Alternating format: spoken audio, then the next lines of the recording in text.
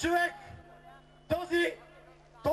тази марионетка на Ахмед Доган направи възможна тройната коалиция днес, най-мафиотското правителство, което прикри всички престъпления на предишния режим, на предишното управление, на НДСВ, на ДПС и цялото ограбване на България.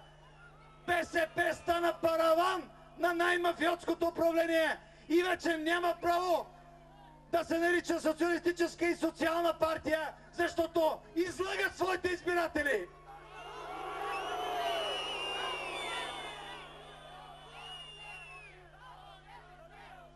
Днес начало на България са три лица, които не са българи по произход. Станишев, Симеон и Доган.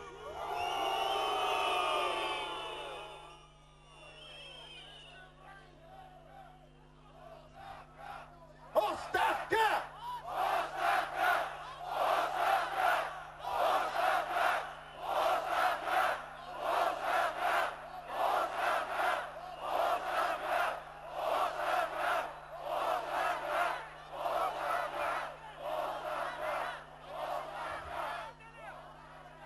Днес България не се управлява от българи и ние сме тези, които сме призвани да върнем България на българите. Ние, националната, националистическата, българската народната партия „Атака”!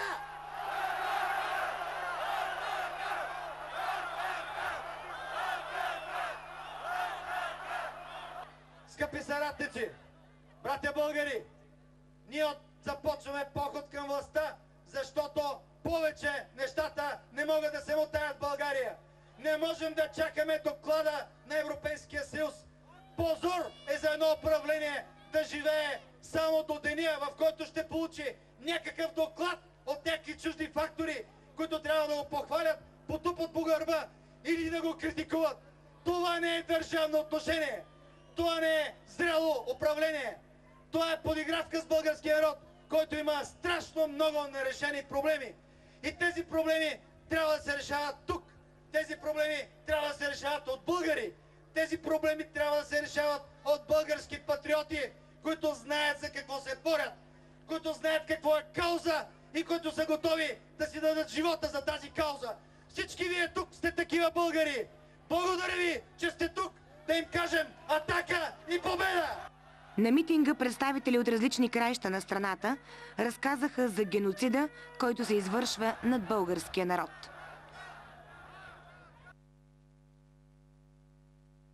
В община Венец Общинския съвет, преобладаващ от турци, вземат решение да спрат пътните на българските учители, прихождащи от Шумен до Венец.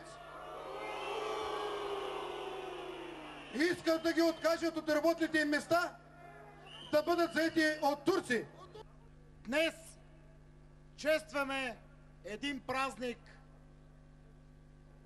128 години от освобождението на България от турско робство и 7 месеца от новото му поробване от същите тия, които ни управляваха преди 4 поколения.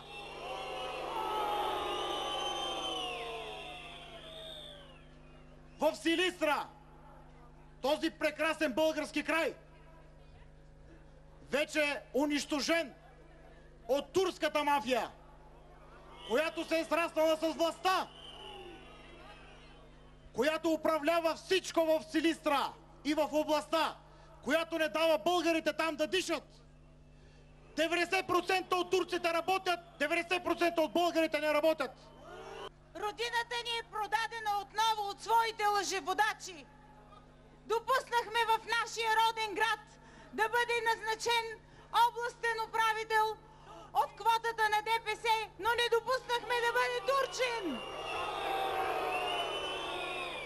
Това долно предателство, с което подариха властта на ДПС на перлата в короната в България, подариха европейските фондове в ръцете на турската власт, сега ще бъде продадена отново. Готви се безпрецедентно назначение на 5-ти заместник областен от квотата на ДПС турчина Ерджан Себайджин.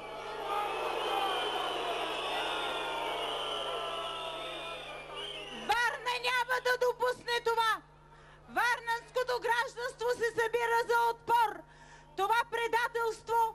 не може да се допусне. Със своето присъствие и активно участие, хилядите българи заявиха ясно, че за разлика от своите управници, те не са нихилисти, че не желаят второ потурчване.